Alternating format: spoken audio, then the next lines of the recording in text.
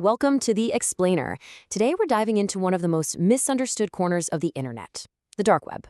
Now, you've probably heard all sorts of crazy stories about it being this, digital underworld. But the truth? Well, that's only half the story. So let's start with a question. Think about how much you use the internet every single day, right? Google, social media, news sites. Well, what if I told you that's just a tiny, tiny fraction of what's actually out there? It's like you're only seeing the very tip of the iceberg. The rest? It's pretty much invisible. All right, so here's our game plan for this explainer. We're going to look at the internet's hidden layers, really define what the dark web is, and figure out how all that anonymity stuff works. Then we'll get into the good, the bad, and the ugly, the risks and dangers, and finally, we'll wrap it all up with the key takeaways you need to know. Okay, so first up, the internet's hidden layers.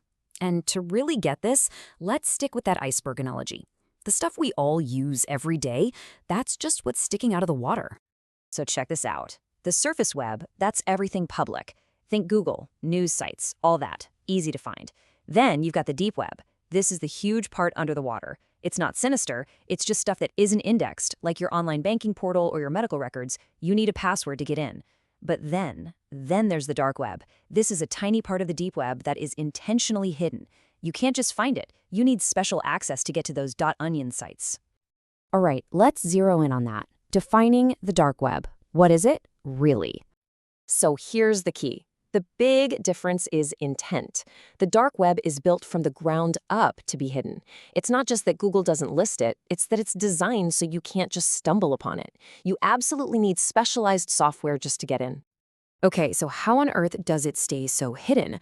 Well, the answer lies in this really clever piece of tech called Tor, which is short for the Onion Router.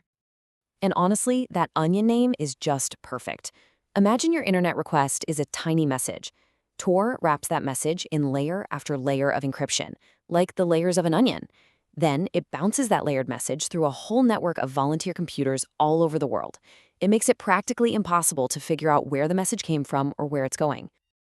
And this is the really cool part. Look how it works. Your traffic first hits an entry node.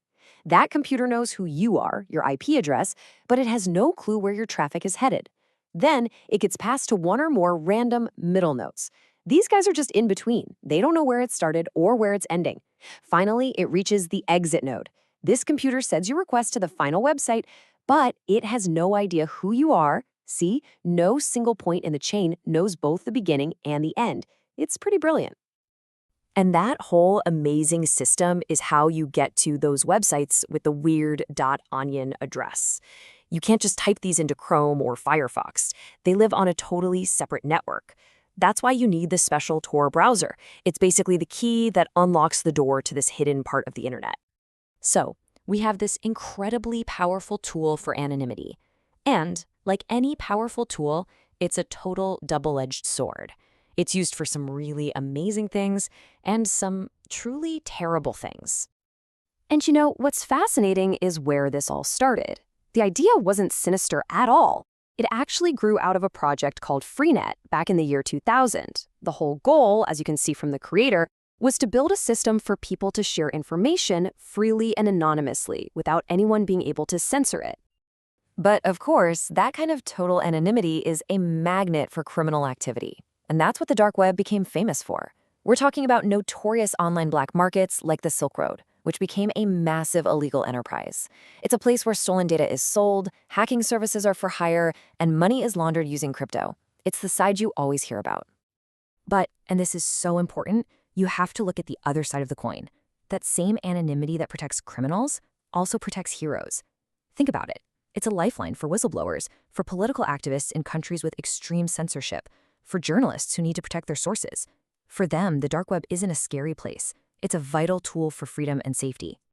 Okay, so given that it's a home for both good and evil, we have to talk about the risks and dangers. And let me be clear, they are very real. So don't get it twisted. Venturing into the dark web is a risky business. First off, you've got severe legal consequences. Law enforcement is all over these places. Then there's the tech side. It's just crawling with malware, scams, and all sorts of nasty stuff. And maybe most importantly, that anonymity isn't 100% guaranteed. A simple mistake can expose you. Whew, okay, we've gone deep here. So let's pull back up to the surface and go over your key takeaways.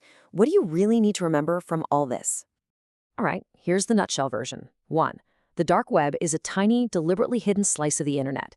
2. You need special software, like the Tor browser, to even get in. 3. Its power comes from that onion routing that makes you anonymous. 4. It's a tool, used for both crime and for good. And 5. It's seriously risky to explore. Got it? Good. And that really leaves us with this big, complicated question, doesn't it? Anonymity. Is it a fundamental right to privacy that we should all have, or is it just a shield for crime that's too dangerous to allow? The dark web shows us the absolute best and the absolute worst of what people do when they think no one is watching. And yeah, there's no easy answer to that one.